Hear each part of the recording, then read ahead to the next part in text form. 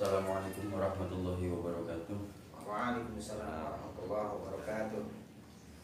Pada kesempatan kali ini kita akan menjelaskan tentang bab mu'rab dan mabni. Kemarin kita menjelaskan bab kalam sudah selesai. Selanjutnya menjelaskan tentang mu'rab dan mabni. Ini dalam bab saja sebenarnya Ibnu Malik itu ada makna tersendiri ya, setelah bab al-kalam memakai ta'lafu minhu, kemudian al-mu'rab wal mabni. Jadi urutan antar bab saja sebenarnya Ibnu Malik itu mengandung makna tersendiri. Maaf sebentar, sebenarnya dalam Nadhum Ibnu Malik itu ada ya, sebagaimana yang sering saya sampaikan bahwa dalam Nadhum Ibnu Malik itu terdapat banyak filosofi. Kalau kalian bandingkan antara Nadhum Alfiyah Ibnu Malik dengan nadhum-nadhum yang lain, tentu kalian akan menemukan banyak perbedaan. Artinya jauh ya perbedaan dari sisi filosofi maupun dari sisi makna yang tersirat maupun tersurat dalam Nadhum Ibnu Malik itu jauh kalau dibandingkan dengan nadhum yang lain. Langsung saja, bismillahirrahmanirrahim. Bab al-mu'rab al-mabni. Wal ismu minhu mu'rabun wa mabni li syabahin minal hurufi mudni. Isim, kembali yang kemarin, kalam itu kan ada kalimah itu ada isim, ada fi'il, ada huruf. Nah sekarang kita menjelaskan tentang isim.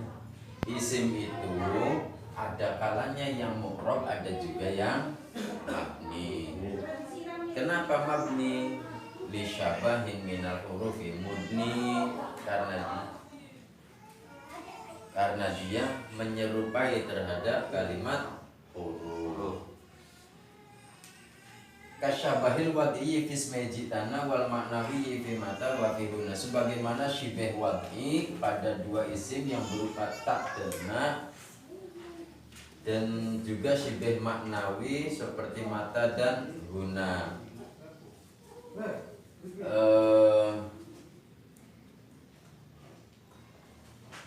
Langsung contoh saja ya biar paham. Ismun itu kalau yang mu'rab kan seperti lapan zaidun, bisa zaidin, bisa zaidan kan. Nah ini namanya mu'rab. Ini namanya isim. Tanda isimnya mana? Tanwin. Ada juga yang mabni. Nah kalau yang mabni itu kalau Ibnu Malik mengatakan syibah minal harfi, sama ya seperti sebagaimana pendapat Imam Sibawayh yang mengatakan ilat utama daripada mabninya suatu isim itu karena syibah minal harfi.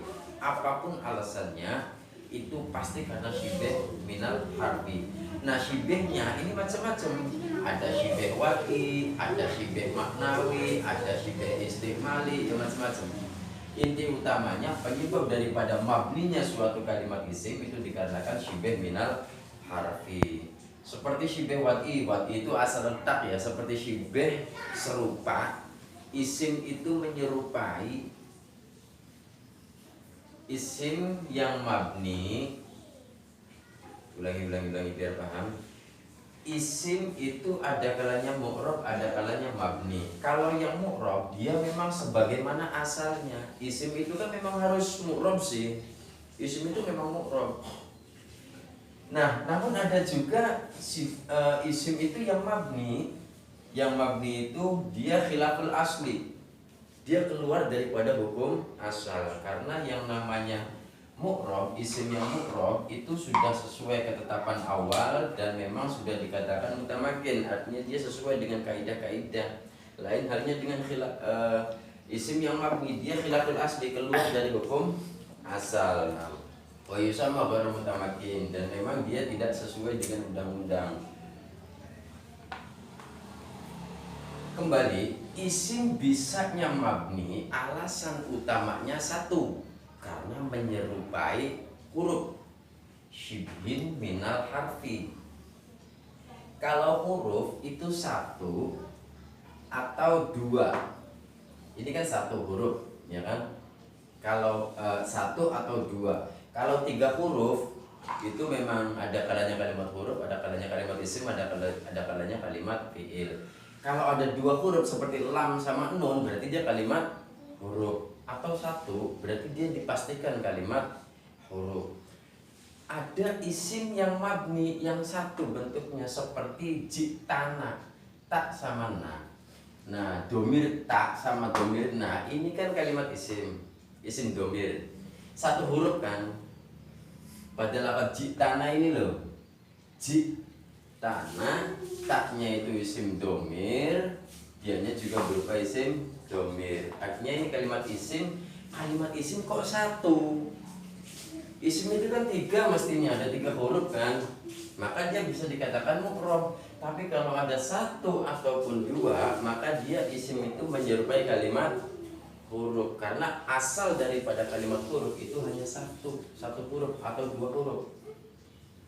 Kalau ada kalimat isim yang 1 huruf seperti ta dan na, ada 2 nun sama alif, berarti dia kalimat isim yang menyerupai kalimat huruf. Alasannya apa menyerupai kalimat huruf?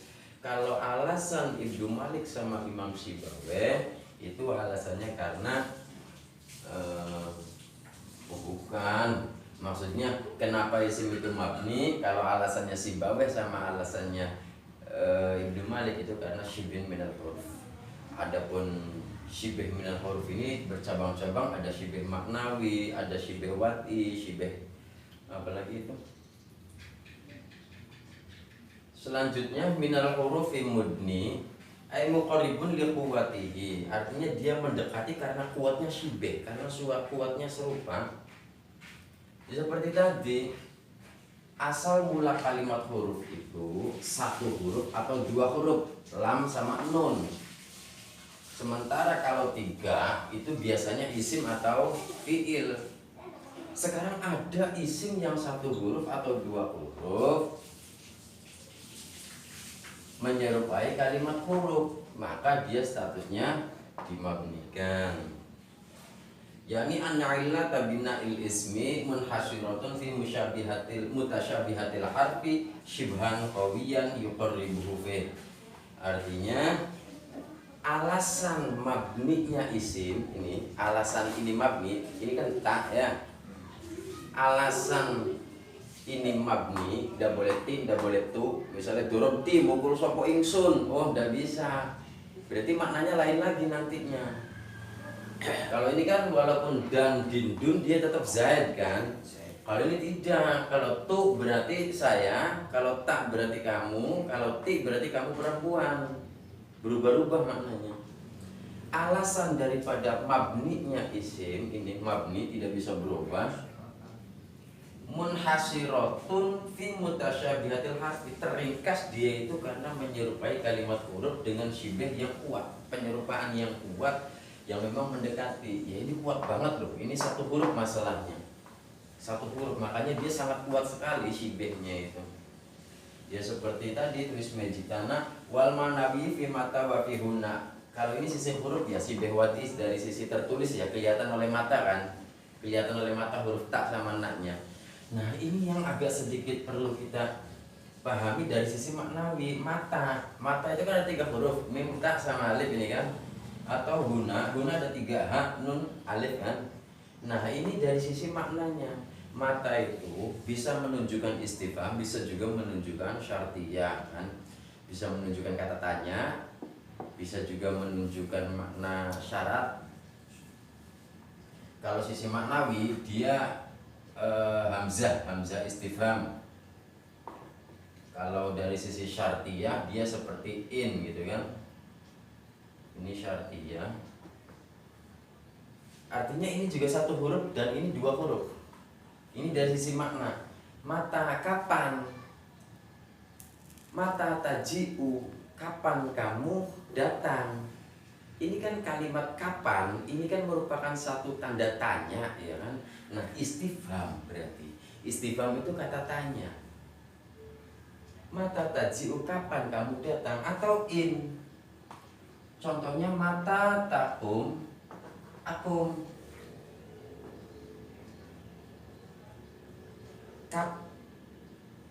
Mata takum, kalau kamu berdiri maka saya berdiri. Bahasa kalau biasanya di depan itu disebutkan kalimat maka.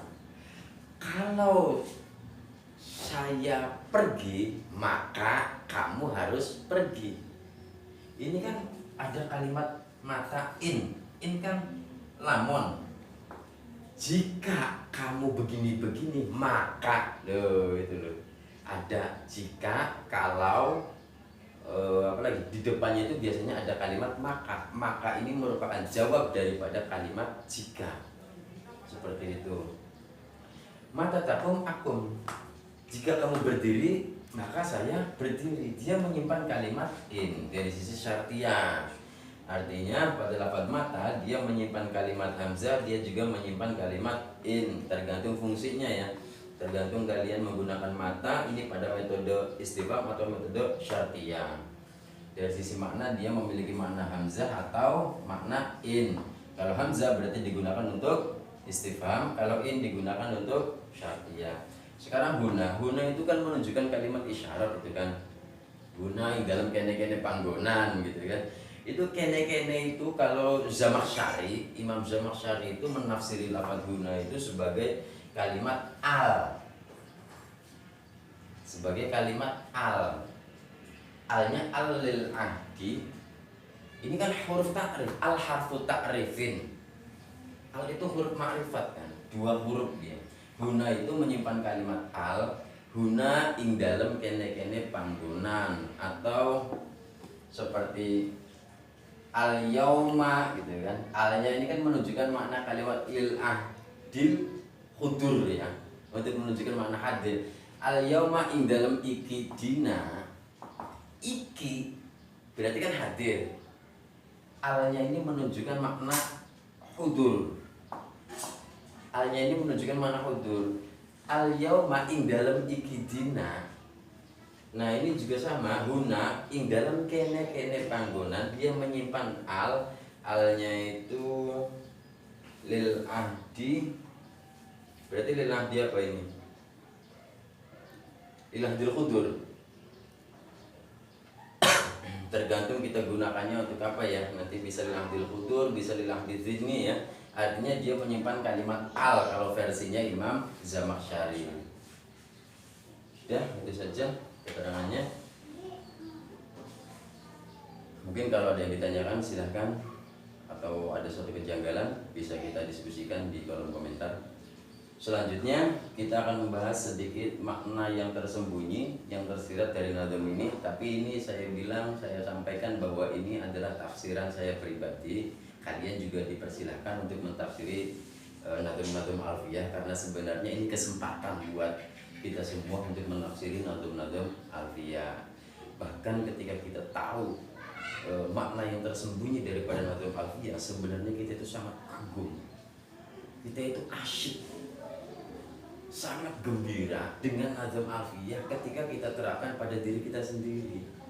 Ini hanya sebatas makna yang tersembunyi versi saya pribadi. Tentunya kalian juga memiliki tafsir-tafsir yang sesuai dengan kaidah-kaidah fikih ya, atau kaidah-kaidah tafsir atau kaidah-kaidah alam. Bismillahirrahmanirrahim. Ismun itu kan nama ya. Nama seseorang itu bisa berubah, bisa juga tetap. Lisyabahin minal hurufin mudni, tergantung dia itu gerakannya di sisi apa. Kalau dia gerakannya di sisi ilmu fikih misalnya, berarti dia itu namanya al-faqih gitu. Ada nama tambahan, dia bisa berubah gitu. Ada juga dia bisa berubah-ubah. Ada juga yang mabni, kalaupun memang tapi ada juga ya ulama itu yang al-faqih, al-alim, al-alamah, al-faqih, terus apa lagi? Al-Fakir. Berarti Al-Fakir itu nama gelar ya. Terus apa lagi? Ya yang menunjukkan seperti itu loh. Syekh Ihsan itu dalam Muqaddimah Sirajul Talibin, beliau itu menyebutkan gelar-gelar daripada Imam Ghazali, semuanya itu disebutkan. Itu dalam awal ini ya, Muqaddimahnya Syekh Ihsan dalam Sirajul Talibin. Intinya dia itu bisa berubah, bisa berubah, bisa juga tetap. Kalau al-faqih ya al-faqih saja. Seperti Ibnu Malik, beliau itu kan ahli qiraah sama ahli nahwu arabiyah gitu kan. namun yang terkenalnya beliau itu dari sisi Arabiahnya saja, sementara ahli qiraahnya beliau itu tidak terkenal. Karena memang lisyabahi minal hurufi mubni, karena kebanyakan gerakan beliau itu menyerupai daripada nahwu, makanya terkenal ahli nahwu. Ya udah nahwu saja, qiraahnya hilang jadinya. Lain halnya orang yang memiliki gelar seperti Imam Ghazali, itu memiliki banyak gelar, saya lupa ya, itu gelarnya banyak sekali. Kasyabahil wadiyyi fismi jitana, sebagaimana penyerupaan pada asal letaknya. Tak itu menunjukkan mufrad mudzakkar mukhatab ya, artinya mufrad satu gitu kan, laki-laki artinya satu orang. Kalau na itu bisa dikatakan mutakalim wahdah atau mu'adzam li nafsih, mutakalim al ghair, mu'adzam li nafsih, bisa sendiri namun agung, bisa juga orang banyak. Artinya kalau dari sisi ta, beliau itu mufrad sendiri satu, kalau na itu menunjukkan makna jamak. Seperti penyerupaan nama, ada kalanya dia itu sendiri, ada kalanya dia juga meringkas beberapa dengan menggunakan kata jamak. Wal maknawi fi mata wa fi huna, juga seseorang itu bisa tetap karena status sosial dia sendiri dari sisi istifham. Kalau ini saya sendiri menafsirkannya seperti ini loh, ulama-ulama tarjih, seperti ulama-ulama fatwa gitu kan. Beliau itu statusnya istifham, statusnya syarat loh. Kalau mata ini seperti Imam Ibnu Hajar, Imam Romli, kemudian Imam An-Nawawi sama Imam Ar-Rafi'i, itu mustahid fatwa, mustahid rojeh, tarjeh, itu semuanya maksudnya pada kalimat mata. Kemudian huna sama ya, ini dari sisi maknawinya. Beliau itu memang murid daripada Ibnu Malik, hanya saja beliau itu dari sisi maknawinya memiliki makna yang terpendam. Beliau seorang ulama mustahid tarjeh, beliau juga seorang yang kita tahu wali ya, wali apa namanya tuh, kutub atau kutub, cuma jarang dipublikasikan kan ya, Imam An-Nawawi itu kan. Ya sudah, ini saja nazm yang bisa saya sampaikan. Mungkin selebihnya daripada teman-teman pastinya akan memiliki lebih banyak tafsir daripada saya. Ini hanya untuk saya pribadi. Kalaupun teman-teman juga bisa, silahkan, bisa di kolom komentar, bisa lebih lanjut. Hanya ini saja. Assalamualaikum warahmatullahi wabarakatuh.